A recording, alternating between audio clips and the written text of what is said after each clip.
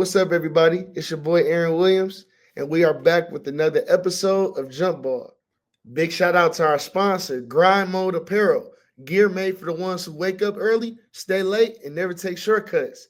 Whether you're in the gym or just repping your work ethic at school, their fits speak for themselves. I rock with them heavy personally.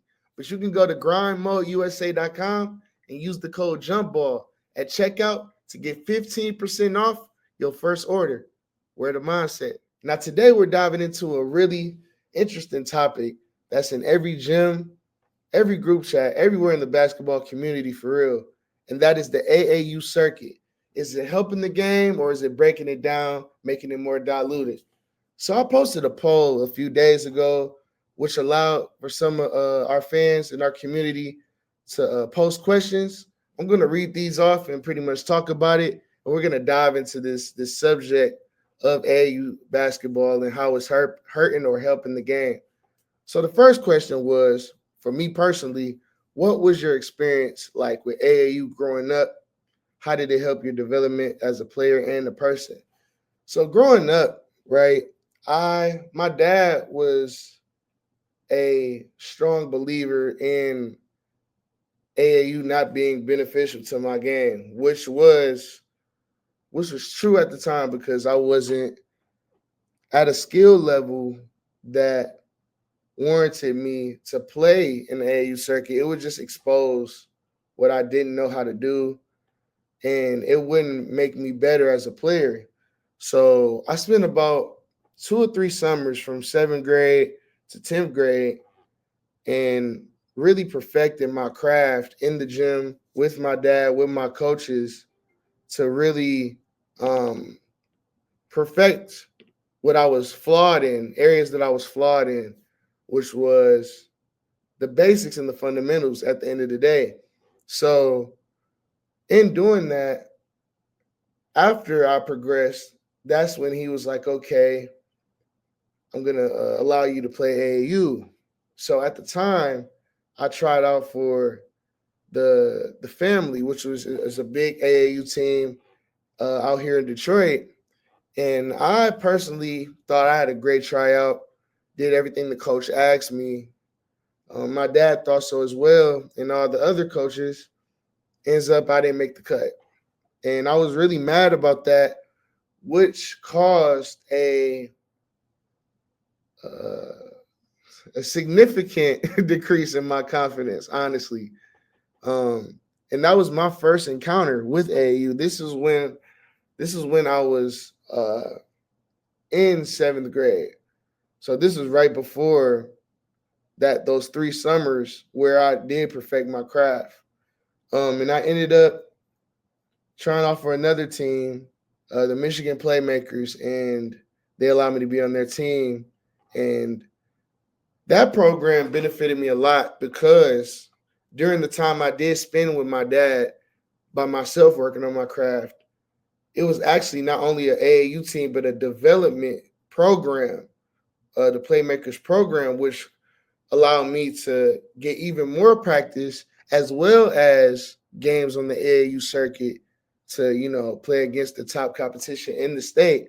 So I feel like as far as the politics and as far as things being unfair and not getting a fair shot, it for sure hurts because you have a lot of players that are elite and do have those skill sets, but because of the politics with the coaches and the coaching staff in these AAU programs, it causes a lot of people to divert from AAU, not even AAU, but basketball in general, because I did second guess myself a lot after that experience.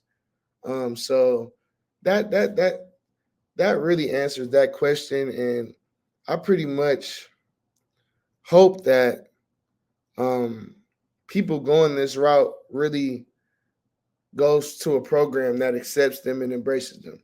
Okay. The second question: what is the biggest advantage of AAU over school ball? I would say the biggest advantage is playing competition that's outside of state lines. It was a lot of tournaments that I went to where we would travel out of state, and we would play against the top competition from other states, getting us out of, just playing people in Detroit or the city, playing people in Michigan, um, allowed us to, see what the competition is like outside of the state and nationally. You know what I'm saying? So I feel like that's a good advantage that AAU does have over school ball.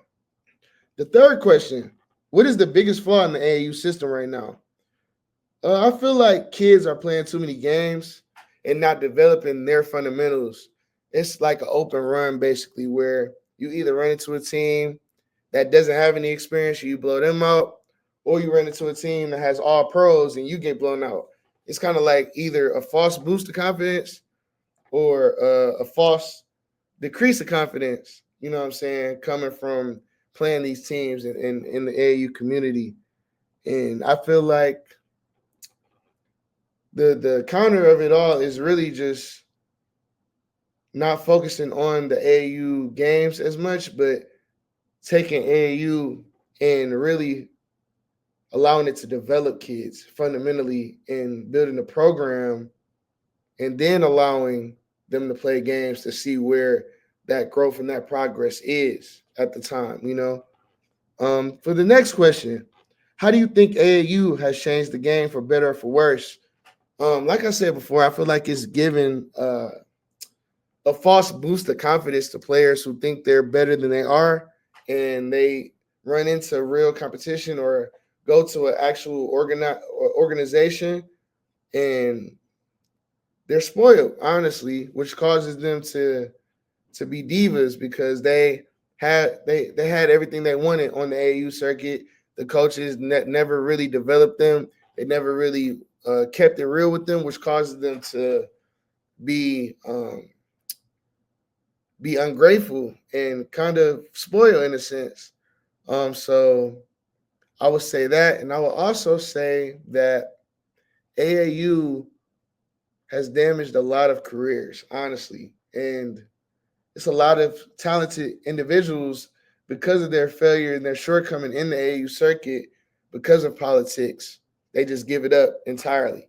You know what I'm saying? So I feel like if we focus on those aspects and change those aspects in AAU, it'll be a much better thing and it benefit basketball in the long run. And so the last question: where does AAU go from here? What needs to change for it to be more player focused? And how can we balance the best parts of the circuit with the best parts of school ball?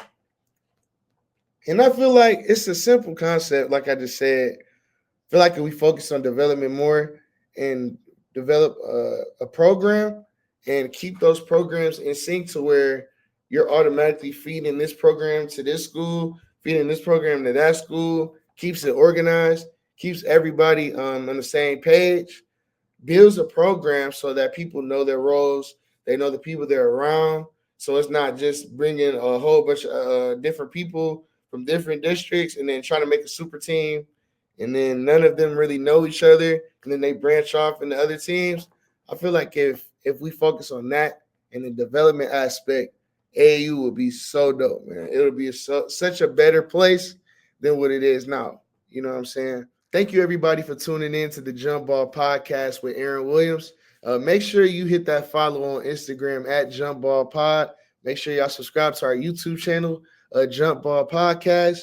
Stay tuned for more in-depth interviews, more in-depth talks about high school basketball and the landscape. See y'all next week. Peace.